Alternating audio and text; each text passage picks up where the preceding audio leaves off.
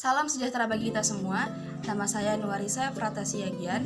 Di sini saya akan menjelaskan tentang gender dan kemiskinan. Pertama dimulai dari konsep-konsep terlebih dahulu. Dibuka dengan konsep gender.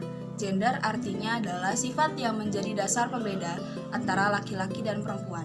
Dilihat dari kondisi sosial serta budaya, nilai dan perilaku, emosi, mentalitas, juga faktor-faktor non-biologis lainnya. Kemudian konsep gender ini dikaitkan juga dengan waktu dan tempat. Jadi konsep gender pada masa lalu dengan masa sekarang dan masa depan itu dapat berbeda. Juga dapat berbeda juga konsep gender di satu tempat dengan di tempat yang lain. Walaupun secara etimologis gender dan seks sama-sama merujuk kepada artian jenis kelamin, namun studi seks sendiri lebih menekankan kepada anatomi biologis, pemberian dari Tuhan dan merupakan kodrat ilahi yang tidak dapat diubah dengan cara apapun. Sementara studi gender lebih menekankan kepada feminitas dan maskulinitas seseorang. Jika kita membuka dari lembaran historis di Indonesia, kata gender sendiri belum terlalu lama digunakan. Namun konsep gender sebagai pembeda antara laki-laki dan perempuan dalam hal peran, sifat, tanggung jawab, bahkan ruang-ruang publik antara laki-laki dan perempuan yang dikonstruksikan dalam masyarakat itu sudah ada bersama dengan kehadiran manusia laki-laki dan perempuan itu sendiri. Kemudian karena itulah mulai ada pembagian-pembagian peran yang dirasa cocok bagi perempuan dan laki-laki. Kepada perempuan diberikan peran reproduktif di ranah domestik, sementara bagi laki-laki diberikan peran produktif di ranah publik. Selanjutnya adalah konsep kemiskinan. Kemiskinan sendiri memiliki sangat banyak definisi, namun secara umum, kemiskinan dapat diartikan sebagai kurangnya akses secara multidimensional, misalnya dalam dimensi sosial, dimensi budaya, dimensi politik, ekonomi, kemudian partisipasi aktif dalam masyarakat. Tetapi kata kemiskinan sendiri lebih sering digunakan dalam aspek ekonomi. Secara ekonomi, kemiskinan dapat diartikan sebagai kondisi ketidakmampuan seseorang untuk memenuhi standar-standar hidup di satu masyarakat, di satu daerah tertentu. Kemiskinan juga ditandai dengan kondisi tidak mampu memenuhi kebutuhan pokok seperti sandang, pangan, dan papan. Juga standar-standar kehidupan lain seperti standar kesehatan atau standar pendidikan. Kemudian berlanjut pada hubungan gender dan kemiskinan. Di Indonesia sangat terasa sekali dimensi gender dengan kemiskinan. Bahkan mengutip dari International Labour Organization tahun 2004 mengatakan bahwa beberapa indikator kemiskinan seperti angka buta huruf, kemudian pengangguran, pekerja di sektor informal menempatkan perempuan pada posisi yang lebih tidak menguntungkan. Saya yakin kita semua tahu bahwa ketidakadilan gender itu merugikan kedua belah pihak. Bahkan Ibu Menteri Sri Mulyani mengatakan bahwa ketidakadilan gender itu dapat memicu kepada kemiskinan. Kemudian terutama bagi kaum perempuan yang tersubordinasi, kita dapat melihat bahwa dalam beberapa aspek perempuan sangat dirugikan. Bukti-buktinya adalah misal angka kematian ibu yang tinggi, kesehatan reproduktif yang buruk, gizi yang buruk, terutama di kalangan perempuan yang hamil dan anak. Juga seperti aspek yang telah dijelaskan tadi, misalnya angka buta huruf, pengangguran, drop out yang tinggi di kalangan perempuan, itu semua dapat memicu kepada kemiskinan. Kemudian ke bagian data dan analisis. Untuk membuka bagian ini, saya memberikan data secara general perihal kemiskinan dikutip dari BPS.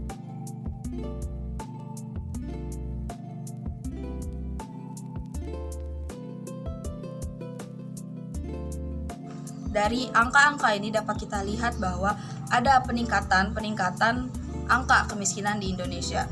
Kemudian karena kemiskinan ini erat kaitannya dengan bagaimana seseorang memperoleh pendapatan, dan pendapatan itu sendiri diperoleh dari bagaimana partisipasi seseorang dalam lapangan pekerjaan, maka saya memberikan data yang dibagi secara gender dikutip dari Jurnal Kementerian Pemberdayaan Perempuan dan Perlindungan Anak. Yaitu pertama, pada tingkat partisipasi angkatan kerja, laki-laki 82,69% dan pada perempuan 51,88%. Dapat kita lihat dari angka ini ada perbedaan yang sangat signifikan pada tingkat partisipasi angkatan kerja laki-laki dan perempuan, yang dalam hal ini didominasi oleh laki-laki. Kemudian rata-rata upah gaji bersih sebulan pekerja, laki-laki nilainya 3,06%, sementara pada perempuan 2,39%. Dapat kita lihat di sini bahwa angka gaji bersih sebulan pekerja lebih besar pada laki-laki. Tetapi pada tingkat pengangguran terbuka, justru pada laki-laki nilainya 5,40% dan pada perempuan 5,26%. Kita dapat lihat di sini justru pada tingkat pengangguran terbuka, walau tidak memberikan perbedaan yang signifikan, tetapi lebih besar angkanya pada laki-laki. Kemudian melihat dari sisi perempuan, 61,80% perempuan bekerja di sektor informal. Kemudian sebagian kecil sisanya bekerja di sektor formal. Perlu diketahui bahwa pekerja-pekerja di sektor informal lebih cenderung tidak mendapat perlindungan ketenagakerjaan secara hukum dalam hal misalnya upah minimum, jaminan kesehatan, jaminan hari tua, upah lembur, upah pesangon, dan sebagainya. Karena kurangnya perlindungan ketenagakerjaan secara hukum, hal ini kemudian membuat pekerja-pekerja di sektor informal ini lebih cenderung hidup dalam ketidakpastian karena pengangguran dan bahkan jatuh dalam kemiskinan.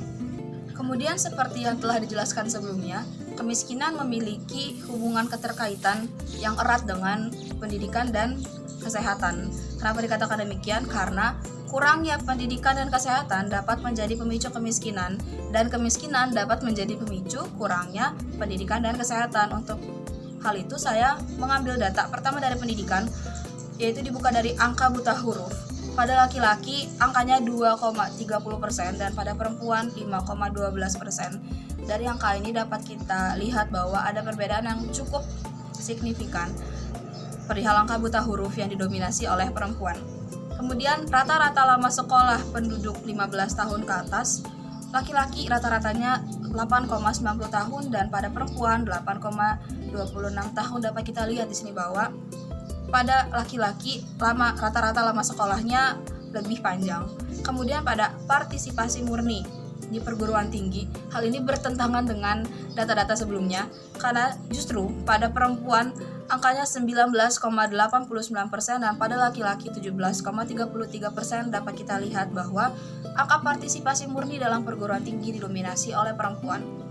Kemudian beralih kepada kesehatan, saya hanya mengambil satu data, yaitu angka keluhan kesehatan. Pada perempuan angkanya 32,58% dan pada laki-laki 29,36%. Dapat kita lihat bahwa angka keluhan kesehatan didominasi oleh perempuan. Berdasarkan data yang telah dipaparkan tadi, dapat kita lihat ketertinggalan perempuan dalam sangat banyak aspek. Maka dari itu, pemerintah dalam setiap kebijakan atau program-programnya, baik dalam aspek ekonomi, sosial budaya, politik, agama, atau apapun itu, haruslah bersifat responsif gender agar baik laki-laki dan perempuan dapat memiliki hak yang sama untuk mengakses atau berpartisipasi di dalamnya. Kemudian perlu ada peningkatan fasilitas kesehatan dan pendidikan karena kedua aspek tersebut sangat erat kaitannya dengan kemiskinan. Kemudian harus ada perubahan pola pikir dalam masyarakat bahwa harusnya tidak ada apapun yang menstigmakan laki-laki dan perempuan dalam perihal hak, karena keduanya harusnya memiliki hak-hak yang sama seperti laki-laki berhak mendapatkan kesehatan dan menempuh pendidikan setinggi-tingginya, begitupun perempuan harusnya dapat memiliki kesempatan untuk menempuh pendidikan setinggi-tingginya, memperoleh kesehatan, menyatakan pendapatnya, kemudian menentukan pilihannya, dan sebagainya. Saya yakin dewasa ini sangat terbuka akses bagi perempuan untuk menunjukkan partisipasi aktifnya dalam masyarakat. Misalnya dalam lembaga-lembaga perpolitikan sudah diberikan kursi-kursi bagi perempuan.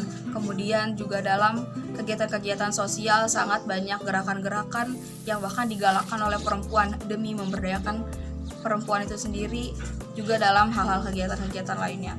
Semua itu kembali lagi kepada perempuan, bagaimana tekadnya untuk menunjukkan eksistensinya di masyarakat, bagaimana upayanya untuk mematahkan stigma-stigma yang tadi dijelaskan telah terbangun dari generasi ke generasi, sehingga di masa depan nanti mungkin akan dipatahkan stigma-stigma tersebut atau berkurang sedikit demi sedikit.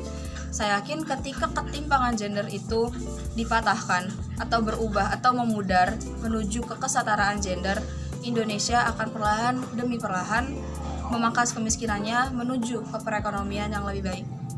Baik, sekian dari saya. Kiranya apapun yang telah saya sampaikan dari awal, pertengahan hingga akhirnya dapat menjadi sebuah kebermanfaatan bagi saudara untuk menambah khasanah pengetahuan. Kemudian jika ada salah kata, salah pengucapan, atau apapun yang mengganggu atau menyinggung perasaan saudara pendengar sekalian, saya mohon maaf sedalam-dalamnya. Saya ucapkan terima kasih.